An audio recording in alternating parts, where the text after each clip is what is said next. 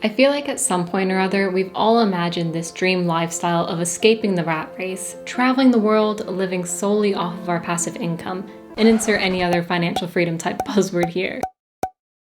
Because most likely, the reason we've dreamt about this lifestyle is because that idea was sold to us by some get-rich-quick guru on an ad you probably watched before this video.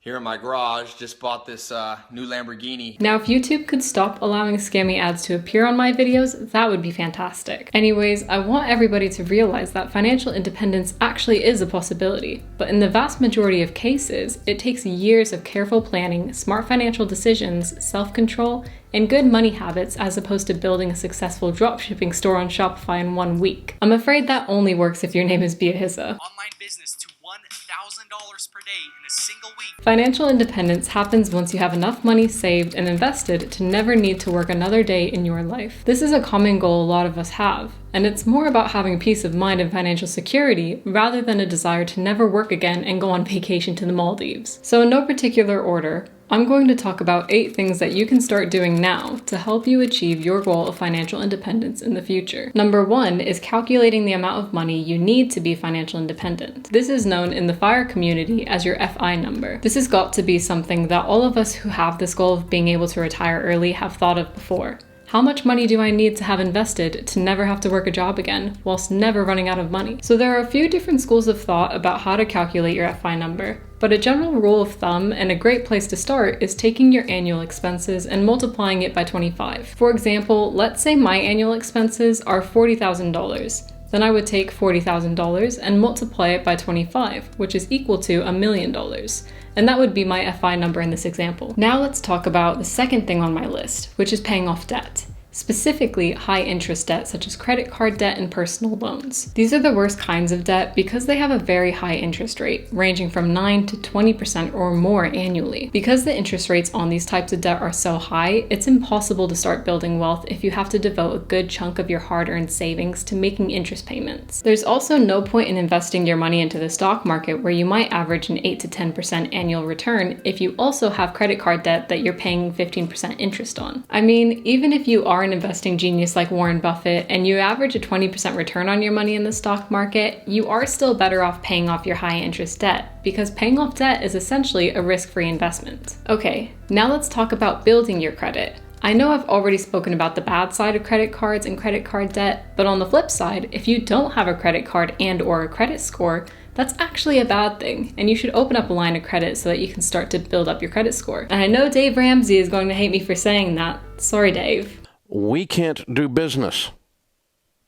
I don't have a FICO score. I'm sorry to hear that, Dave. Anyways, hope you're doing well. Better than I deserve. If you're an average income household and you aren't able to buy your house for all cash, having a FICO score is the only way you're going to qualify for a mortgage or secure a lease. The easiest way to start building your credit is to apply for a starter credit card, such as the Discover It Secured card. These starter credit cards are the easiest to qualify for, and you usually don't need a credit score to qualify. When you get your card, you can use it to make small everyday purchases. You don't want to use it too often or spend too much, as it will raise your credit utilization rate, which impacts your score negatively. Just use your credit card for cheap, everyday purchases, things like gas.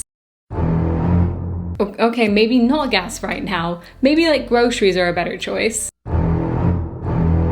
Okay, actually, with today's inflation, your best bet is only using your credit card at Costco on their famous $1.50 hot dogs.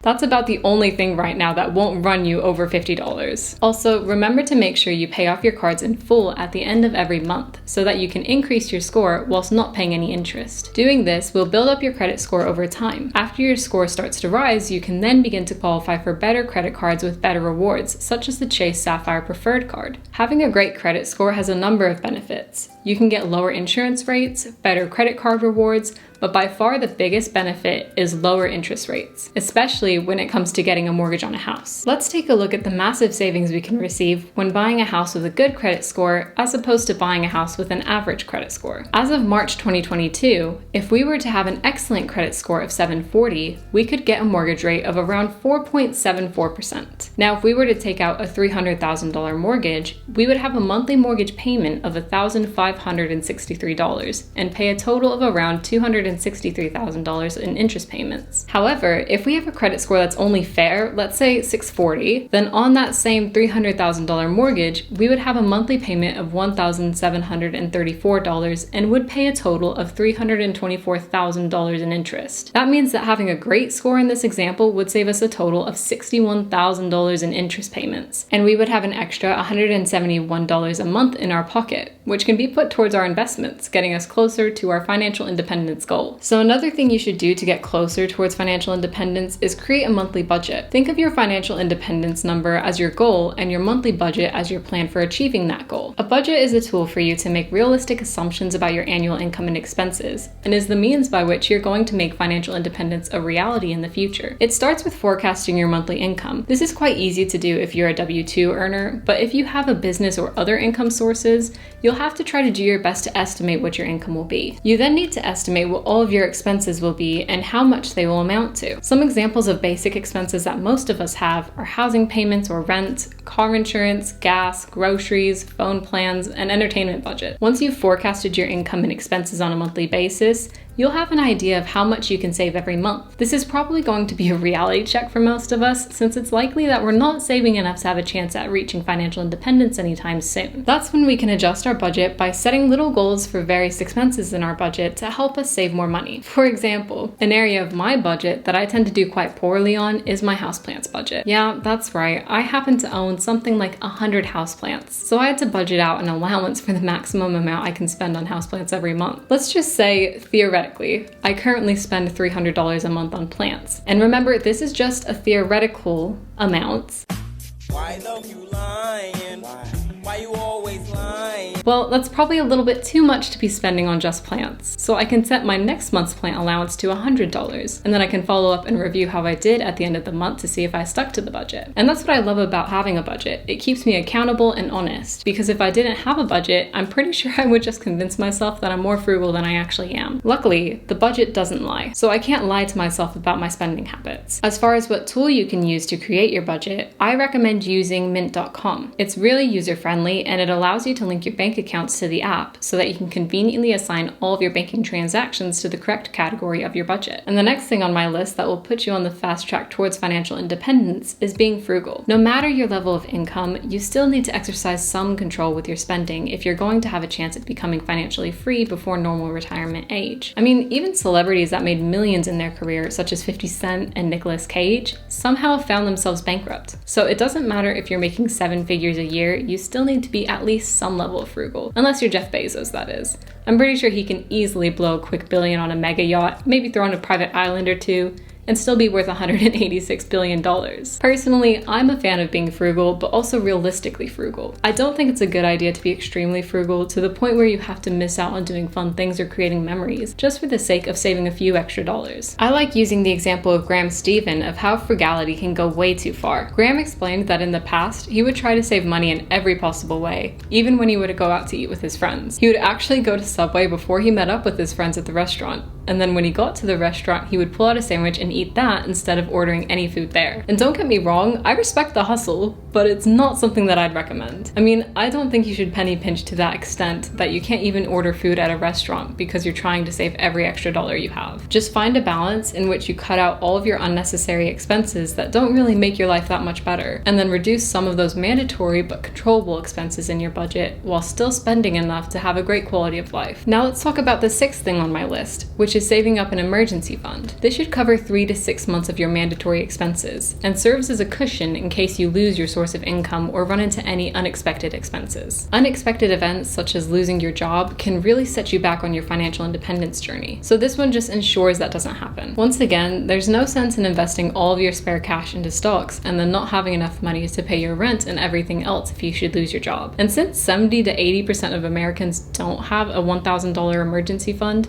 this is one that most of us need to take more seriously. It's boring to save up for, but it's extremely important. Okay, so far in the video we focused on the more defensive strategies of building wealth, but to reach financial independence relatively early, we also need to focus on offense. So the last two things I'm going to talk about will be precisely that, ways to make or multiply your savings. So let's talk about investing. One of the easiest and most effective ways to build wealth is putting money into a Roth IRA. This is a retirement account to which you can contribute up to $6,000 annually. You can open up a Roth IRA at a bank or brokerage and select what you want to invest in, such as mutual funds, stocks, bonds, and ETFs. I recommend investing into a broad stock market index fund ETF. This will diversify your investment over hundreds of the highest quality stocks the market has to offer. And if you want specific recommendations as to what index fund to invest in, then check out a video I made called The Top 5 Index Funds That Will Make You a Millionaire. A Roth IRA is a great long-term investment because your contributions grow tax-free, and you can also withdraw money from your account tax-free when you're over the age of 59 and a half. And as is the case with all investing, the longer the time frame you invest, the better. So it's best to take advantage of this as early as possible so you can fully reap the rewards of compound interest. And if you're not about waiting until you're 59 and a half to start withdrawing from your investments, then you don't have to invest inside of a Roth IRA. You can still invest into the same stock index funds outside of a retirement account, where you'll be able to withdraw from your investments at any age with no penalties. Okay, so lastly, let's talk about side hustles. I feel like every person should have side hustles going on outside of their regular day job or schooling. Unless you're in that small percentage of very highly paid professionals, it's very hard to become financially independent sooner than age 40 or 50 if your only source of income is your job. If you want to be financially free in your 30s or 40s, usually you're going to need a business or some extra cash coming in on the side. I currently have a few side hustles. I have a YouTube channel where I talk about houseplants, which makes me a couple extra $100 a month, and then of course this channel. I really recommend making the investment and spending the time on side hustles while you're young so that you can continue to put even more money into your investments, reach your financial goals sooner, and even potentially find something that turns into a whole career for you in the future. But those are the 8 ways that I have for you to reach financial independence before you're a grandma. But if you did enjoy this video, make sure you leave a like down below and subscribe for plenty more videos teaching you how to invest, reach financial freedom, and all that sort of fun stuff.